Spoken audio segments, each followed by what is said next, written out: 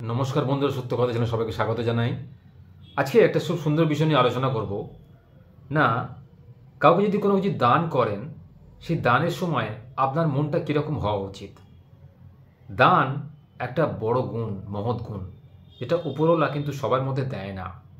দানশীল ব্যক্তি উপরওয়ালার প্রিয় পাত্র হন। যিনি তার সর্বস্ব দান করে বিখ্যাত হয়েছেন, জানবেন তিনি একজন উপরওয়ালার প্রিয় পাত্র। পৃথিবীতে মানুষ সবাই কিন্তু ভোগ করতে আসে, কিন্তু ত্যাগ করতে কজন আসে?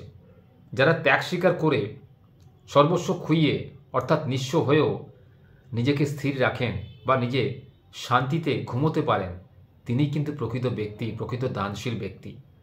তো এই দান করার সময় কিছু নিয়মকানুন আছে।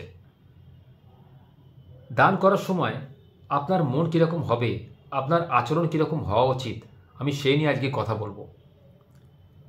দান করতে গেলে কাউকে দেখতে পাওয়া যায় খুব বিরক্তি মনোভাব নিয়ে দান করেন, অর্থাৎ তার বাড়িতে যদি কোনো শুভ অনুষ্ঠান হয়ে থাকে, তিনি ধরুন কারুকে কোনো গরিব লোকেদের কাপড় জামা বিতরণ করছেন, দেখবেন যদি সেই গৃহকর্তা বা গৃহকর্ত্রীর মুখেতে বিরক্তির ভাব থাকে কোনো ভিখারিকে দেখে, কোনো ভিক্ষুককে দেখে, তাকে খুব তাচ্ছিল্য ভরে সেই দানটা তুলে দিচ্ছেন।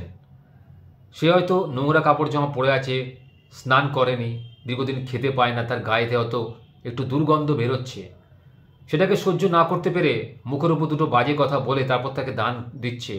এতে কিন্তু তিনি কোনোদিনই পুণ্য অর্জন করতে পারবেন না। উপরওয়ালার কাছে সমস্ত ব্যক্তি সমান, ধনী দরিদ্র উচ্চ নীচ সবাই সমান। কোনো মানুষ হয়ে যদি মানুষকে তুমি অপমান করো, তাহলে কিন্তু উপরওয়ালা তোমাকে ক্ষমা করবে না, তোমার পাপের বোঝা আরও বাড়বে। এই সত্য কথাটা কিন্তু আমরা অনেকে ভুলে যাই। নিজেদের অর্থের দম্ভে, ক্ষমতার দম্ভে আমরা বিভিন্ন গরিব লোকেদের আমরা কিন্তু তাচ্ছিল্য করি। এটা কিন্তু কখনোই করবেন না। তাচ্ছিল্য করা মানে সেই লোকটিকে অপমান করা। সে কিন্তু আপনার বাড়িতে অপমান সহ্য করতে আসেনি। সে হয়তো একটু ভিক্ষা চাইতে এসেছিল, কি একটু খাবার চাইতে এসেছিল, কি আপনার থেকে একটু সহানুভূতি চাইতে এসেছিল। সে কিন্তু আপনার কাছে জোর করে আসেনি, আপনি ইচ্ছা মতো তাকে দিচ্ছেন। সেক্ষেত্রে আপনার মুখের হাসিটাই হবে শ্রেষ্ঠ সম্পদ। কাউকে কোনো কিছু দান করলে অবশ্যই মুখে হাসি নিয়ে বিনা স্বার্থে দান করুন। কারোর থেকে কিছু পাওয়ার আশা নিয়ে কোনো কিছু দান করলে সেই দানের কিন্তু কোনো পুণ্য অর্জন হয় না। আপনি একটা ভালো কাজ করছেন, আপনি বিভিন্ন দুস্থ কুকুরদের খাওয়াচ্ছেন, সেটাকে আপনি ভিডিও করে বিভিন্ন সোশ্যাল মিডিয়াতে আপলোড করছেন নিজের পপুলারিটি বাড়াবার জন্য। এটা করতে গিয়ে কিন্তু আপনি হয়তো স্বাভাবিকভাবে ভাবলেন যে আপনার মান সম্মান বাড়লো, লোকে আপনার কাজকর্ম দেখলো, জানলো, বুঝলো, কিন্তু ওপরওয়ালা বুঝলো না। সে ভাবলো যে আপনি যে কাজটা করছেন এটা লোক দেখানো। যিনি প্রকৃত কাজ করেন, যিনি প্রকৃত লোকের ভালো চান, সমাজ সংস্কার করেন, সমাজের উপকার করেন, সমাজ কল্যাণ করেন, তিনি কিন্তু নিভৃতে করেন। অর্থাৎ সমাজের কোনো কল্যাণ করতে গেলে আপনাকে নীরবে করতে হবে, কোনো প্রচার ছাড়াই। কোনো প্রচার ছাড়া যে কাজ, সেটা কিন্তু প্রকৃত পুণ্যকর্ম। সেই পুণ্যের ফল লাভ হয়, পরজন্মে সেটা ক্যারি ফরওয়ার্ড হয়। আর যারা লোক দেখানো, লোককে দেখিয়ে বিভিন্ন ভিডিও করে সোশ্যাল মিডিয়ায় আপলোড করেন যে আমি অমুক কাজ করলাম, তমুক কাজ করলাম, ভাবেন যে আপনার পুণ্য অর্জন হয়ে গেল, সেটা কিন্তু একদমই নয়। মানুষকে ভালোবাসা আর এক কাজ, আর পুণ্য অর্জন কিন্তু আর এক কাজ। পুণ্য অর্জন করতে গেলে আপনাকে ভালো কাজ করতে হবে, মনেতে সুস্থতা রেখে, অর্থাৎ মনটাকে পরিষ্কার করে কারুকে সাহায্য করতে হবে বা কারুকে উপকার করতে হবে। সর্বপ্রথম আপনার মনটাকে পরিষ্কার করুন। আপনার মনে কোনো প্যাঁচ থাকলে চলবে না। কারো প্রতি কোনো দুর্ব্যবহার, কারো প্রতি কোনো অন্যায় অবিচার আপনার মনের মধ্যে পুষে রেখেছেন, তারপর তাকে আপনি বাড়িতে ডাকছেন কিছু দান গ্রহণ করার জন্য, বা ব্রাহ্মণকে আপনি দান করছেন, মনেতে আপনার সংশয় রয়েছে ব্রাহ্মণ আপনার অত টাকা নষ্ট করে দিল এই বাজারে। আপনি কোনো শ্রাদ্ধানুষ্ঠান করছেন বা আপনি কোনো শুভ অনুষ্ঠান বাড়িতে আপনার হচ্ছে, এতে আপনি ব্রাহ্মণকে ভোজন করাচ্ছেন, মন থেকে করান। যেটুকু দিন সেটাকে মন থেকে দিন, দেখবেন আপনার সেই পুণ্যটা কিন্তু পরজন্মে ক্যারি ফরওয়ার্ড হবে। ব্রাহ্মণকে দেওয়া একটা খুব শুভ কাজ, কারণ ব্রাহ্মণ আমাদের সমাজের শ্রেষ্ঠ মানুষ বলে পরিচিত হয়। ব্রাহ্মণ শ্রেষ্ঠ হয়, তারাই সমাজের বিধান দেন। ব্রাহ্মণের পুজো ছাড়া কিন্তু কোনো দেবদেবীর পুজো গ্রাহ্য হয় না। অর্থাৎ সঠিক মন্ত্রোচ্চারণ করে পুজো না করলে কিন্তু সেই পুজোয় কোনো ফললাভ আসে না।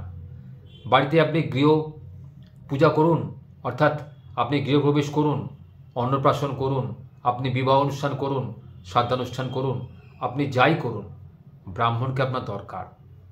যে ব্যক্তি ব্রাহ্মণকে সম্মান করে, ব্রাহ্মণকে সেবা করে, তাকে ভগবান আশীর্বাদ করেন। ব্রাহ্মণকে কখনোই কোনো বাজে কথা বলবেন না, কোনো খারাপ কথা বলবেন না। আর যে দুস্থ ব্যক্তি আপনার দ্বারেতে ভিক্ষা চাইতে এলো, সে আজকে পরিস্থিতির চাপে পড়ে ভাগ্যদোষে এই রাস্তায় নেমেছে। আপনার উচিত তাকে সাহায্য করা, ভর্ৎসনা করা নয়। আপনি হয়তো ভাগ্যের জোরে এই জন্মে ভালো ঘরে জন্মগ্রহণ করেছেন, ভালো খান, ভালো পড়েন, আপনার প্রচুর অর্থ, কিন্তু আপনি অপর কোনো ব্যক্তিকে, যার অর্থ নেই, যার মান সম্মান নেই, অর্থাৎ যে গরিব, আমাদের সমাজে কিন্তু গরিবদের খুব নিচু চোখে দেখা হয়, সেটাকে যাতে না করেন, আমার অনুরোধ আপনাদের কাছে, আপনারা কখনোই এরকম গরিবদের ভর্ৎসনা করবেন না, বা পথ কুকুরকে বা কোনো দুস্থ কুকুরকে বা অন্য কোনো প্রাণীকে কোনোদিন আঘাত করবেন না। এতে কিন্তু ওপরওয়ালা রুষ্ট হন, কারণ তারাও যেমন ওপরওয়ালার সন্তান, আপনিও ওপরওয়ালার সন্তান। আপনি মানুষের জন্মগ্রহণ করেছেন, সে হয়তো একজন প্রাণী হয়ে জন্মগ্রহণ করেছে। সবটাই কিন্তু পূর্বজন্মের কৃতকর্মের ফল। কিন্তু আপনি আপনার খারাপ ব্যবহার দিয়ে, আপনি আপনার মান অপমানমূলক ব্যবহার দিয়ে সেই বিশেষ প্রাণীটিকে যদি আপনি আঘাত করেন, বা বিশেষ ব্যক্তিটিকে যদি আঘাত করেন, এই আঘাত কিন্তু ওপরওয়ালা সয় না। আপনার জীবনে কিন্তু তার সেই আঘাতের সমপরিমাণ দুঃখ নেমে আসে। আপনি বাকি জীবনে কিন্তু সেই আঘাত অবশ্যই সহ্য করবেন। দেখবেন আপনার জীবনে কিন্তু সেই সমপরিমাণ আঘাত আপনি যাকে দিচ্ছেন, সেই আঘাত কিন্তু আপনার জীবনে বুমারাং হয়ে ফিরে চলে আসবে। তাই অপরকে আঘাত করার সময়, অপরকে কোনো কিছু দান করার সময় অবশ্যই নিজের মনটাকে স্থির রাখুন, মনটাকে আগে পবিত্র করুন, যে আপনি তাকে নিঃস্বার্থভাবে দিচ্ছেন, এতে আপনার কোনো স্বার্থ নেই। আপনি তাকে ভালোবাসেন, শ্রদ্ধা করেন, যে যেটা পাওয়ার যোগ্য তাকে আপনি দিচ্ছেন, তার কাজে সন্তুষ্ট আপনি তাকে দিচ্ছেন, উপহার দিচ্ছেন। এতে সে তো খুশি হবেই, ওপরওয়ালা কিন্তু আপনার কাজেতে খুশি হবে। আর খুশি হলে তিনি আপনাকে দুহাত তুলে আশীর্বাদ করবেন। সেই আশীর্বাদ আপনার জীবনে পাথেয় হয়ে দেখা দেবে।